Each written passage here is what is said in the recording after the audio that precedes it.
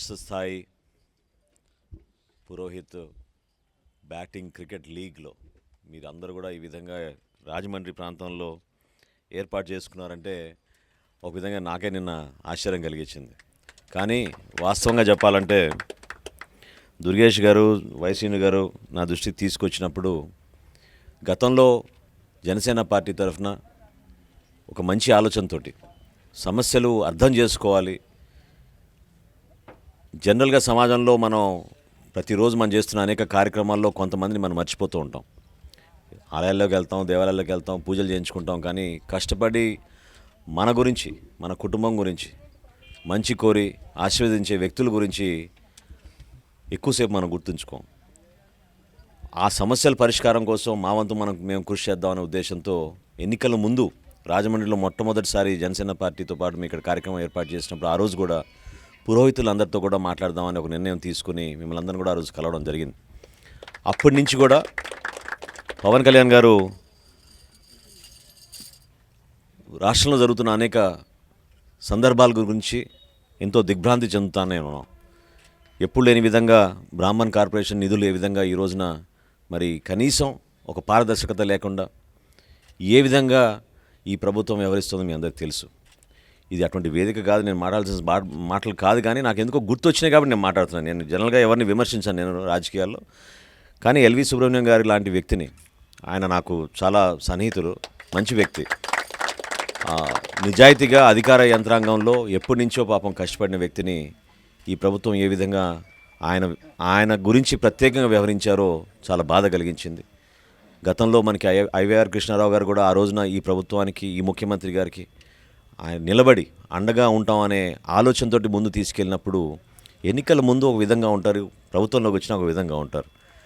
So ఎన్ని మాటలు ఎవరు చెప్పినా కూడా మీరందరూ ఘనాపాటిలు, మీరందరూ ఎంతో భగవంతుడు మిమ్మల్ని చాలా గొప్పగా ఆశీర్వదించారు.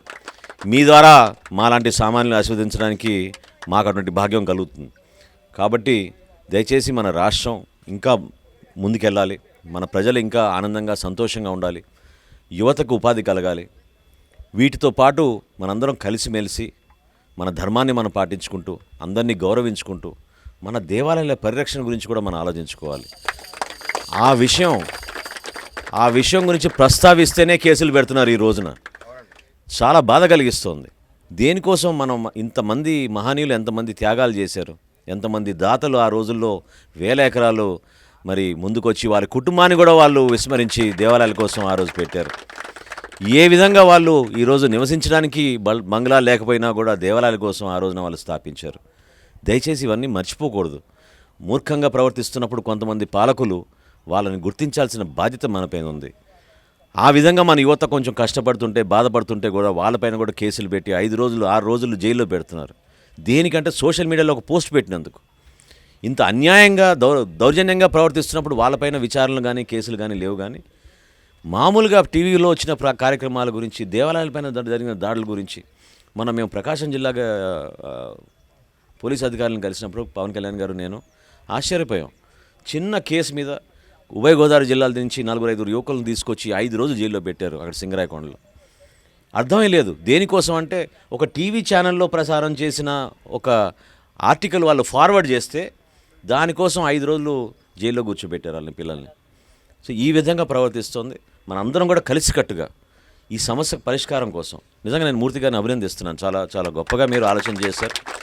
మీరు, ఆదిత్య గారు, పేరున మణికంఠం గారు, పేరున మిమ్మల్ని అందరినీ కూడా క్రీడారంగంలో ఏంటంటే నేను స్పోర్ట్స్మెన్, నేను జాతీయ స్థాయిలో టెన్నిస్ ఆడాను గతంలో. So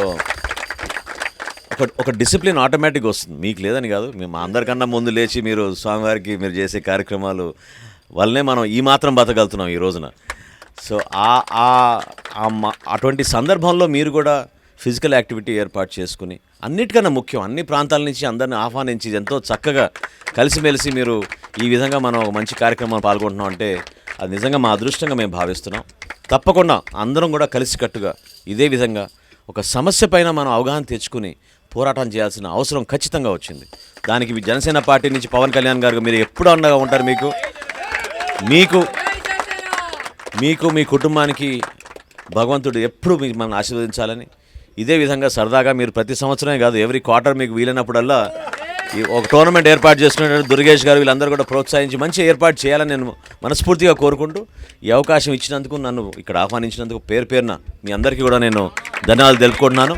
wish you all the very best. Thank you so much.